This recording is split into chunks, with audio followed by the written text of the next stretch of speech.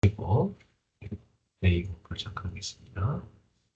자, 오늘은 레위기의 주제 중에 정한 음식과 부정한 음식이 나옵니다. 레위기의 음식 규정은 단순한 식생활 규칙이 아니고 이스라엘이 하나님께 속한 거룩한 백성임을 드러내는 중요한 표지가 됩니다. 그리고 이스라엘과 다른 민족을 구별하는 역할을 했습니다. 육지동물 중에는요, 굽이 갈라지고 되새김질을 하는 것이 정하다고 얘기했죠. 돼지 같은 것은 굽이 갈라지긴 했지만 되새김질하지 않는 것이니까 부정한 동물이죠. 소 같은 것이 이렇게 정한 음식으로 정한 동물로 거기 있었죠. 물고기 같은 경우는 지느러미와 비늘이 있어야 정한 거겠어요. 그리고 새와 곤충 중에도 특정 기준에 따라서 구분이 됐습니다. 육식을 하는 그 독수리들, 매 같은 것, 이런 것은 부정한 것으로 이렇게 됐어요. 이 기준은 단순히 위생이 아니라 신학적인 의미를 다 가지고 있는 것입니다. 자, 오늘은 레위기 25장을 같이 읽겠습니다. 여호와께서 시내산에서 모세에게 말씀하시되 이스라엘 자손에게 말하여 이르라. 너희는 내가 너희에게 주는 땅에 들어간 후에 그 땅으로 여호와 앞에 안식하라. 너는 6년 동안 그 밭에 파종하며 6년 동안 그 포도원을 가꾸고 소출을 거둘 것이다. 일곱째 해는 그 땅이 쉬어 안식하게 할지니 여호와께 대한 안식이다. 너는 그 밭에 파종하거나 포도원을 가꾸지 말라. 네가 거둔 후에 자라난 것을 거두지 말고 가꾸지 아니한 포도나무가 맺은 열매를 거두지 말라. 이는 딱 안식년이다.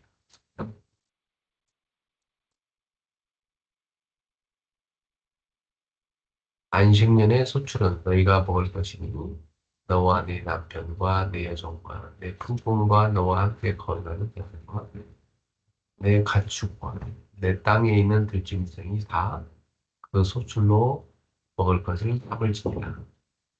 일곱 안식년을 계수할지니 이는 7년이 일곱 번, 즉 안식년 일곱 번 동안 곧 49년이라.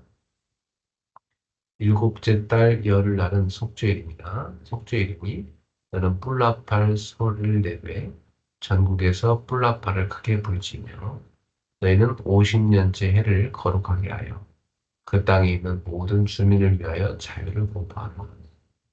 이 해는 너희에게 희년이니 너희는 각각 자기의 소유로 돌아가며 각각 자기의 가족들에게로 돌아갈지며 그 50년째에는 너희의 희년이니 너희는 파종하지 말며 스스로 난 것을 거두지 말며 가꾸지 아니한 포도를 거두지 말라. 이는 희년이 너희에게 거룩함이라. 너희는 밭의 수출을 먹으리라. 이 희년에는 너희가 각기 자기의 쇠로 돌아갈지라. 내 이웃에게 팔든지 내 이웃의 손에서 사거든 너희 각 사람은 그의 형제를 속지 말라. 그 희년 후의 연수를 따라서 너는 이웃에게서 살 것이요 그도 소출을 얻을 연수를 따라 내게 팔 것인즉 연수가 많으면 너는 그것의 값을 많이 매기고 연수가 적으면 너는 그것의 값을 적게 매길지니 곧 그가 소출의 다소를 따라서 내게 팔 것이라. 너희 각 사람은 자기 이웃을 속이지 말고 내 하나님을 경외하라. 나는 너희의 하나님 여호와이니라. 너희는 내 규례를 행하며 내 법도를 지켜가라. 그리하면 너희가 그 땅에 안전하게 거주할 것이라. 땅은 그것의 열매를 내리니 너희가 배불리 먹고 거기 안전하게 거주하리라. 만일 너희가 말하기를 우리가 만일 일곱째 해에 심지도 못하고 소출을 거두지도 못하면 우리가 무엇을 먹으리요 하겠으나 내가 명령하여 여섯째 해에 내 복을 너희에게 주어 그 소출이 3년 동안 쓰기에 족하게 하리라. 너희가 여덟째 해에는 하정하리니와 묵은 소출을 먹을 것이며 아홉째 해에 그 땅에 소출이 들어오기까지 너희는 묵은 것을 먹으리라. 토지를 영구히 팔지 말 것은 토지는 다 내 것이니라. 너희는 거류민이요 동거하는 자로서 나와 함께 있느니라. 너희 기업에 온 땅에 그 토지 무르기를 허락할지니 만일 내 형제가 가난하여 그의 기업 중에서 얼마를 팔았으면 그에게 가까운 기업 물을 자가 와서 그 형제가 판 것을 물을 것이요. 만일 그것을 물을 사람이 없고 자기가 부유하게 되어 물을 힘이 있으면 그 판회를 계수하여 그 남은 값을 산자에게 주고 자기의 소유로 돌릴 것이니라. 그러나 자기가 물을 힘이 없으면 그 판 것이 희년에 이르기까지 산자의 손에 있다가 희년에 이르러 돌아올지니 그것이 곧 그의 기업으로 돌아갈 것이니라. 성벽, 성벽 있는 성내의 가옥을 팔았으면 판지 만 1년 안에는 물을 수 있다니 곧 그 기한 안에 물으려니와 1년 안에 물으지 못하면 그 성의 가옥은 산자의 소유로 확정돼 대대로 영구히 그에게 속하고 희년에라도 돌려보내지 아니할 것이니라. 그러나 성벽이 둘리지 아니한 촌락의 가옥은 나라의 전투와 같이 물려주기도 할 것이 희년에 돌려보내기도 할 것이니라. 레이 족속의 성읍곧 그들의 소유의 성읍의 가옥은 레이 사람에게 언제든지 물을 수 있으나 만일 레위 사람이 물으지 아니하면 그의 소유 성읍에 판 가옥은 희년에 돌려보낼지니 이는 레위 사람의 성읍의 가옥은 이스라엘 자손 중에서 받은 그들의 기업이 됩니다. 그러나 그들의 성읍 주위에 있는 들판은 그들의 영원한 소유지니 팔지 못할지니라. 내 형제가 가난하게 되어 빈손으로 내 곁에 있거든 너는 그를 도와 거르는이나 동거인처럼 너와 함께 생활하게 하되 너는 그에게 이자를 받지 말고 내 하나님을 경외하여 내 형제로 너와 함께 생활하게 할 것인지 너는 그에게 이자를 위하여 돈을 꾸어주지 말고 이익을 위하여 내 양식을 꾸어주지 말라. 나는 너희 하나님이 되며 또 가나안 땅을 너희에게 주려고 애굽 땅에서 너희를 인도하는 너희의 하나님 여호와이니라. 너와 함께 있는 내 형제가 가난하게 되어 내게 몸이 팔리거든 너는 그를 종으로 부리지 말고 풍본이나 동거인과 함께 있게 하여 희년까지 너를 섬기게 하라. 그때에는 그와 그의 자녀가 함께 내게서 떠나 그의 가족과 그의 조상의 기업으로 돌아가게 하라. 그들은 내가 애굽 땅에서 인도하여는 내 종들이니 종으로 팔지 말 것이라. 너는 그를 엄하게 부리지 말고 내 하나님을 경외하라. 내 종은 남녀를 막론하고 내 사방 이방 중에서 취하지. 남녀 종은 이런 자 중에서 사올 것이며 또 너희 중에 거류하는 동거인들의 자녀 중에서도 너희가 사올 수 있고 또 그들이 너희와 함께 있어서 너희 땅에서 가정을 이룬 자들 중에서도 그리에 할 수 있은즉 그들이 너희의 소유가 될지니라. 너희는 그들의 후손에게 기업을 주어 소유가 되게 할 것이라.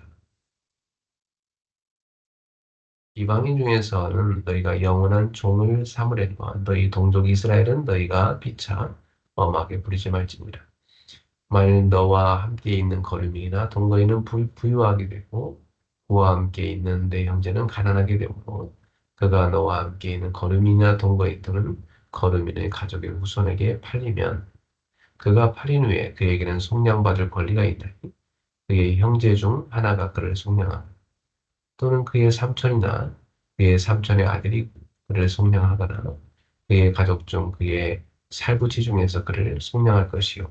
그가 부유하게 되면 스스로 속량하되 자기 몸이 팔린 해로부터 희년까지를 그 산자와 계산하여 그 연수를 따라서 그 몸의 값을 정할 때에 그 사람을 섬긴 날을 그 사람에게 고용된 날로 여길 것이니 만일 남은 해가 많으면 그 연수대로 팔린 값에서 속량하는 값을 그 사람에게 도로 주고 만일 희년까지 남은 해가 적으면 그 사람과 계산하여 그 원수대로 속량한 그 값을 그에게 도로 줄지며 주인은 그를 매년 삭군과 같이 여기고 내 목전에서 엄하게 부르지 말지니라. 그가 이같이 속량하지 못하면 희년에 이르러서는 그와 그의 자녀가 자유하리니 이스라엘 자손은 나의 종들이 됨이라. 그들은 내가 애굽 땅에서 인도하여낸 내 종이요 나는 너희의 하나님 여호와이니라. 아멘. 희년이 되면 자유가 선포되는 아름다운 제도죠. 그 희년은 곧 예수 그리스도의 해방의 날을 상징합니다. 이제 오늘의 말씀을 묵상하겠습니다. 오늘 좀 성경이 길어서 시간이 많이 걸리고요. 간단히 오늘의 말씀 보겠습니다.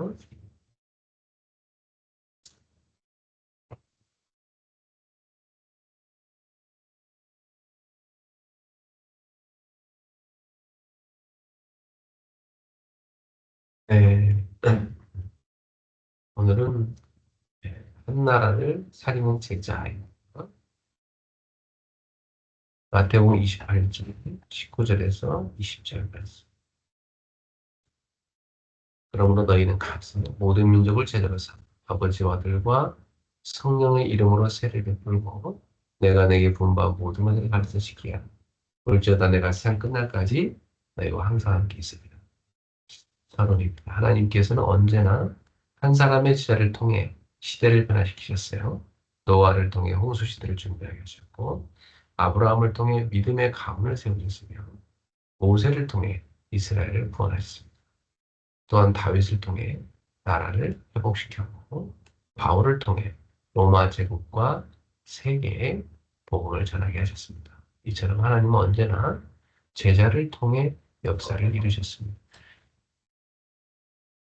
예수님께서도 십자가와 부활이고 성천하시기 직전 마지막으로 주신 명령은 모든 민족을 제자로 삼으라는 말씀이었습니다. 이것이 교회의 존재 목적입니다. 오늘도 하나님께서 우리를 부르신 이유. 한 나라를 살리는 일도 한 사람의 제자로 시작이 됩니다. 한 사람의 믿음이 한 가정을 살리고 한 가정이 지역을 변화시키고 그 지역이 결국 나라를 변화시키죠. 네, 그러므로 우리는 나는 이 시대를 살린 제자다라는 언약을 붙잡고 하나님께서 맡기신 나라와 민족을 마음에 품어야 됩니다. 본론으로 가서 첫 번째, 한 나라를 살리는 제자는 예수님의 절대 권세를 믿는 사람입니다. 예수님은 하늘과 땅의 모든 권세를 가지신 분입니다. 제자의 사역은 사람의 능력으로 하는 것이 아니라 만왕의 왕 되신 예수 그리스도의 권세 위에서 시작되죠. 그 권세는 죄와 사망 그리고 사탄의 권세까지 이기신 절대 권세입니다. 모세는 자신의 부족함을 알았고 기도는 자신을 가장 작은 자라고 생각했어요. 그러나 하나님은 자신의 연약함을 인정하고 하나님의 능력을 의지하는 사람을 사용하셨죠. 우리 역시 자신의 조건을 바라보지 말고 예수 그리스도의 능력을 미리합니다. 한 나라를 변화시키는 힘은 정치나 제도가 아니라 오직 복음이죠. 복음만이 인간의 근본 문제를 해결하고 사람을 변화시킵니다. 변화된 사람이 가정과 지역과 나라를 새롭게 합니다. 그러므로 우리는 예수 이름의 권세를 믿고 담대하게 기도하며 복음을 전해야 합니다. 두 번째, 한 나라를 살린 제자는 사람을 살린 제자입니다. 예수님은 단순히 복음을 전하라고만 하지 않고 모든 민족을 제자로 삼으라고 명령하셨죠. 참된 제자는 다른 제자를 세우는 사람입니다. 예수님은 내가 너에게 분부한 모든 것을 가르쳐 지키게 하라고 말씀하셨어요. 말씀을 배우고 순종하며 다시 다른 사람을 말씀으로 양육하는 것이 제자의 삶입니다. 먼저 훈련받은 성도는 새신자를 돌보고 말씀으로 세워줄 수 있어야 돼요. 자, 예수님께서는 12제자를 남기셨죠. 그러나 그 12제자가 예루살렘을 변화시키고 로마 제국을 변화시키며 세계복음의 문을 열었습니다. 오늘 하나님은 많은 사람보다 사람을 살리는 제자를 찾고 계십니다. 세 번째, 한 나라를 살린 제자는 임마누엘의 양을 붙잡는 사람이죠. 예수님은 내가 세상 끝날까지 너희와 항상 함께 있으리라고 약속했어요. 이것이 제자의 가장 큰 축복이죠. 성령께서는 지금도 제자들에게 지혜와 능력을 주시며 만남의 축복을 허락하시고 복음의 문을 열어가십니다. 하나님이 함께 하시는 사람은 어떤 환경 속에서도 낙심하지 않고 사명을 감당할 수 있어요. 초대교회가 세상을 변화시킨 이유도 사람의 힘이 아니라 하나님께서 함께 하시기 때문입니다.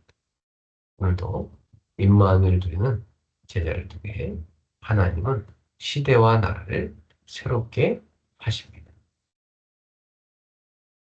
자, 결론입니다. 하나님은 지금도 한 나라를 살릴 제자를 찾고 계십니다. 먼저 우리 자신이 참된 제자가 되어 말씀에 순종하고 성령의 인도를 받는 삶을 살아야 되겠습니다.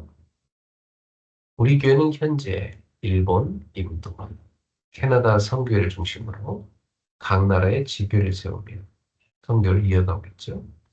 이제 나라별 선교 캠프를 위해 기도하고 기도로 준비하고 선교연금을 미리 부고 각 나라의 언어와 문화를 배우는 준비를 시작해야 합니다.